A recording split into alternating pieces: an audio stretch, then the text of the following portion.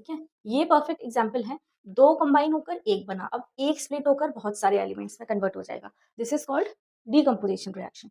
उसके बाद है डिस्प्लेसमेंट रिएक्शन। देखिए, डिस्प्लेसमेंट का मतलब ये होता है एक जगह से दूसरी जगह डिस्प्लेस कर जाना।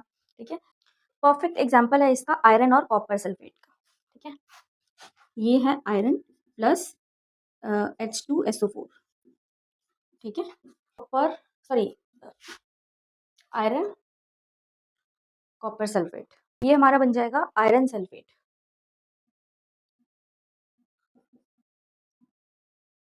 देखो, हमने लिया आयरन, ठीक है, हमने क्या लिया आयरन, आयरन के साथ हमने लिया कॉपर सल्फेट। ठीक है, आयरन प्लस कॉपर सल्फेट, हमें यहाँ से मिलेगा iron sulphate plus copper. Displacement reaction का मतलब है किसी भी एलिमेंट का दूसरे एलिमेंट के साथ डिस्प्लेस हो जाना। जैसे कि आयरन यहाँ पर अलग था, कॉपर सल्फेट एक साथ था, अब ये वाला जो सल्फेट है ना, ये आयरन के साथ मिक्स हो गया और कॉपर अलग हो गया।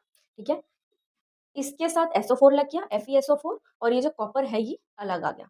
मतलब SO4 जो है ये डिस्प्लेस होकर आयरन के साथ चला गया, इसको बोलते हैं डिस्प्लेसमेंट रिएक्शन। एक बार डिस्प्ले हुआ इसलिए displacement reaction. Double displacement reaction में क्या होगा, ये जो डिस्प्लेसमेंट है ये दो बार होगी, दो एलिमेंट्स के साथ होगी। फॉर एग्जाम्पल,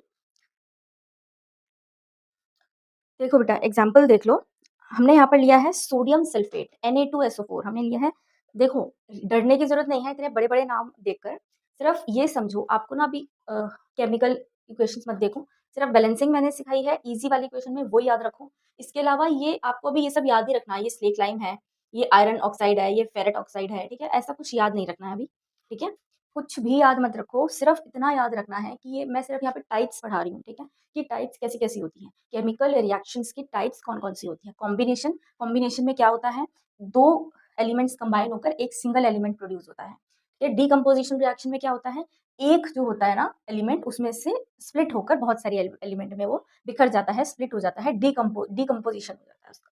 उसके बाद है डिस्प्लेसमेंट रिएक्शन, एक एलिमेंट है दूसरा एलिमेंट है, एक एलिमेंट के साथ वाला जो एलिमेंट है ना वो दूसरे के साथ डिस्प्लेस हो गया, वो होता है डिस्प्लेसमेंट रिएक्शन। डबल डिस्प्लेसमेंट में क्या होगा, देखो नाम या वगैरह कुछ मत देखो, अभी इक्वेशन देखो, सिर्फ ये देखो कि डबल डिस्प्लेसमेंट होता क्या है, क्या चीज डिस्प्लेस हो रही है, बस इतना देखना है, बाकी मैं आपको बाद में सब याद करवा दूंगी। ठीक है, इसमें कोई वो नहीं है कि आपको इक्वेशन देख के लग रहा होगा ये बहुत ज्यादा डिफिकल्ट है, तो ऐसा कुछ भी नहीं है। मैंने सिर्फ ये इक्वेशन इसलिए लिखी हैं, सारी इक्वेशंस में इनके नाम, इनकी इक्वेशन सब अच्छे से रटवा दूंगी।